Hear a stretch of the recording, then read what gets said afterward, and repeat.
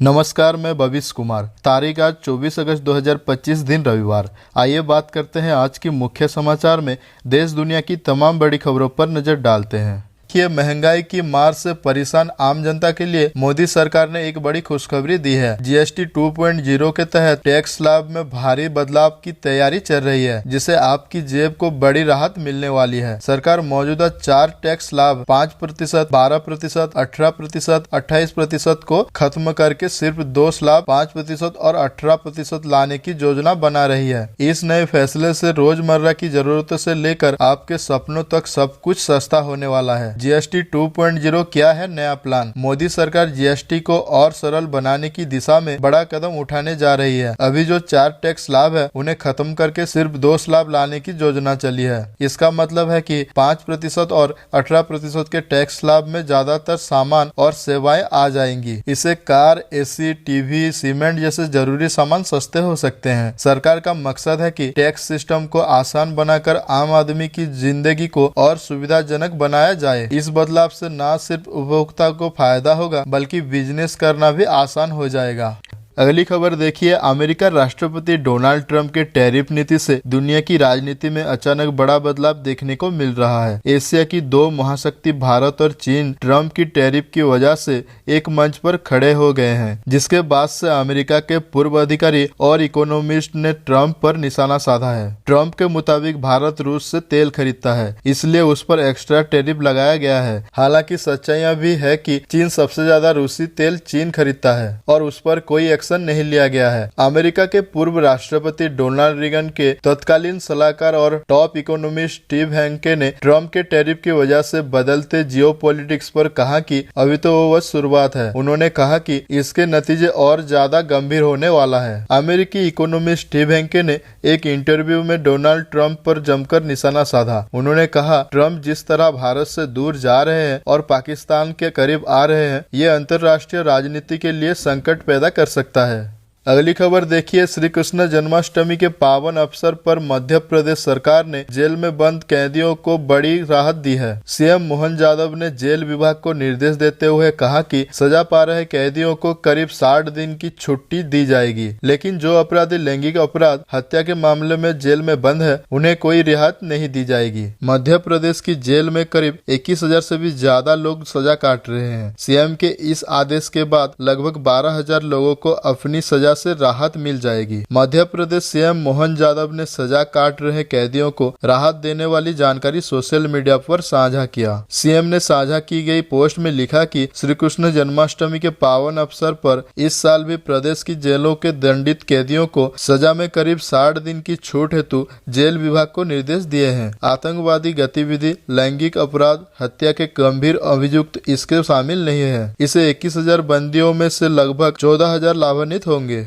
अगली खबर देखिए, आरकॉम और अनिल अंबानी के घर पर शनिवार सुबह 7 बजे से छापामारी चल रही है। सीबीआई की टीम वो छापामारी कर रही है। बताया जा रहा है कि बैंक धोखाधड़ी मामले में आरकॉम और अनिल अंबानी से जुड़े परिसरों की सीबीआई तलाशी ले रही है। अभी तक के जानकारी के अनुसार अनिल अंबानी अपने परिवार के साथ घर में मौजूद हैं। बताया जा रहा है कि अनिल अंबानी के खिलाफ बैंक से जुड़े धोखाधड़ी से जुड़े मामले में एफआईआर भी दर्ज कर ली गई है। सीबीआई ने रिलायंस कम्युनिकेशन और उसके प्रोमोटर निदेशक अनिल अंबानी के खिलाफ एक कथित बैंक धोखाधड़ी का मामला दर्ज किया है, जिसे भारतीय स्टेट बैंक को 2000 करोड़ रुपए से अधिक का नुकसान हुआ है। अधिकारियों के अनुसार इसी केस के सिलसिले में अनिल अंबानी के आवास और आरकॉम से जुड़े परिसरों की तलाशी ले रही है। अगली खबर देखिए, भारत अमेरिका के बीच इन दिनों ट्रेड और रूसी तेल खरीद को लेकर टेंशन जारी है। विदेश मंत्री एस जयशंकर ने तमाम मुद्दों पर विस्तार से बात की। उन्होंने कहा कि ट्रेड, तेल और भारत पाक रिश्तों में मध्यस्थता को लेकर दोनों मुल्कों में तनाव है। विदेश मंत्री ने बताया कि अमेरिका से कठिन नहीं है, बल्कि बातचीत जारी है। जयशंकर ने साफ किया कि अमेरिका के साथ ट्रेड पर बातचीत में भारत के किसानों और छोटे उत्पादकों के हित सबसे ऊपर है। उन्होंने कहा कि कि भारत अपनी रेल लाइन से कभी समझौता नहीं करेगा, चाहे बात किसानों के हितों की हो या रणनीतिक स्वतंत्रता की हो। अमेरिका के साथ ट्रेड को लेकर विदेश मंत्री जयशंकर ने कहा, नेगोशिएशन अभी भी चल रही है, लेकिन हमारी कुछ रेड लाइंस है। सबसे अहम है किसानों और छोटे उत्पादकों के हित। ये ऐसा मुद्दा है जिस पर समझौता संभव नहीं है। उन्होंने विपक्ष और आलोचकों पर निशाना साधते हुए कहा कि अगर कोई असहमत है तो उन्हें जनता से कहना चाहिए कि वो किसानों के हितों को रक्षा करने की तैयार नहीं है और उन्हें रणनीतिक स्वतंत्रता की अहमियत नहीं है।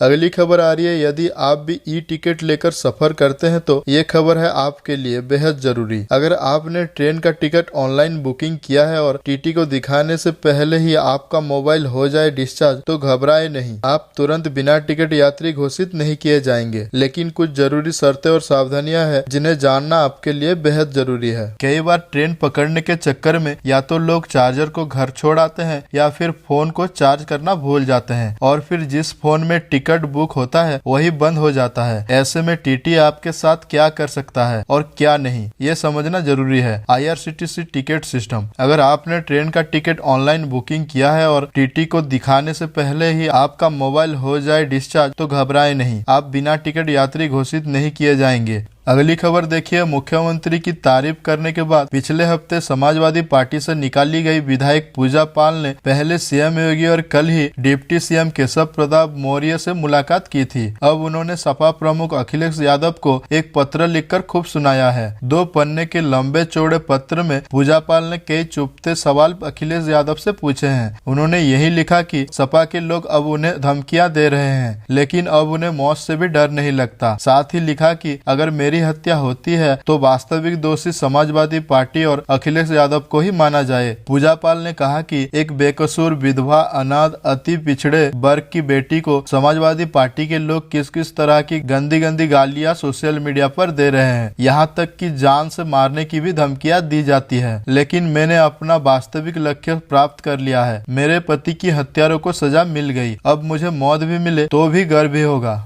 अगली खबर देखिए, राजनेता और पूर्व उप मुख्यमंत्री तेजस्वी यादव की मुश्किलें बढ़ सकती है। प्रधानमंत्री नरेंद्र मोदी के खिलाफ कथित रूप से आपत्तिजनक सोशल मीडिया पोस्ट को लेकर तेजस्वी यादव के खिलाफ महाराष्ट्र के गढ़चिरौली में FIR दर्ज हुई है। एक वरिष्ठ अधिकारी ने बताया कि गढ़चिरौली पुलिस ने शुक्रवार को तेजस्वी के खिलाफ मामला दर्ज किया है। उन्होंने बताया कि गढ़चिरौली से बीजेपी विधायक नीलिंद नरोटे ने राजनेता तेजस्वी यादव के खिलाफ शिकायत दी थी। अधिकारी ने कहा कि यादव के खिलाफ भारतीय न्याय संहिता की धारा 196, धारा 356, धारा 352 और धारा 353 के तहत प्राथमिकी दर्ज की गई है।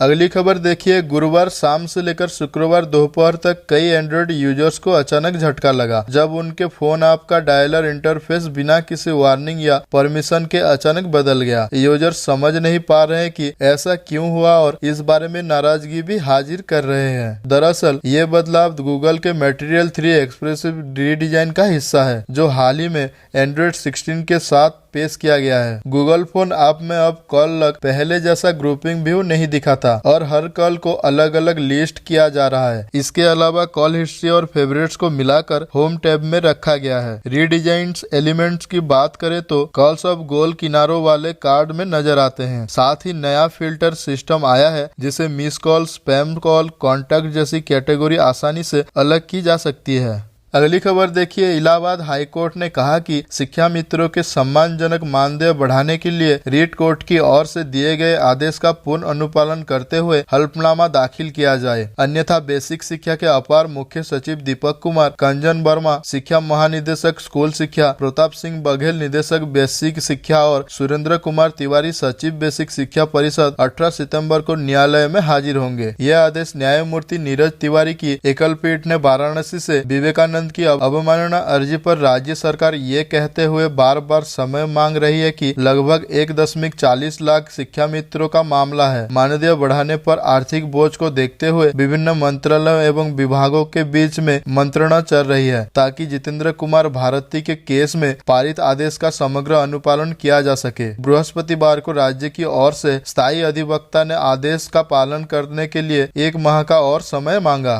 अगली बड़ी खबर देखिए, भारत एक कृषि प्रधान देश है। देश में करोड़ों की संख्या में किसान रहते हैं, लेकिन इनमें से बहुत से किसान ऐसे हैं जो आज भी खेती के जरिए बहुत ज्यादा पैसा नहीं कमा पाते। ऐसे गरीब और जरूरतमंद किसानों को भारत सरकार आर्थिक सहायता देती है। सरकार की ओर से इसके लिए प्रधानमंत्री किसान सम्मान निधि योजना चलाई जा रही है। इस योजना के जरिए किसानों को साल में 6,000 रुपए की आर्थिक सहायता दी जाती है। अब तक इस योजना के जरिए करोड़ों किसानों को लाभ मिल चुका है। योजना में अब तक कुल 20वीं किस्त जारी की जा चुकी है। 20वीं किस्त इसी महीने 4 अगस्त को जारी की गई थी। अब किसानों को 21वीं किस्त का इंतजार है। अगर आप भी हैं पीएम किसान योजना के लाभार्थी तो इस तरह करें चेक, आपके खाते में 21वीं किस्त आएगी या नहीं। पीएम किसान सम्मान निधि योजना के तहत किसानों को साल में 3 बार 2,000 रुपए की किस्त दी जाती है, यानी सालाना कुल 6,000 रुपए। अगर आप जानना चाहते हैं कि अगली किस्त आपके खाते में आएगी या नहीं, तो जब कोई किस्त जारी होने वाली हो तब आप योजना की आधिकारिक वेबसाइट pmkisan.gov.in पर जाएं, फिर फार्मर्स कॉर्नर में बेनिफिशियरी स्टेटस चुनें और उसके बाद आप अपने आधार कार्ड को दर्ज करें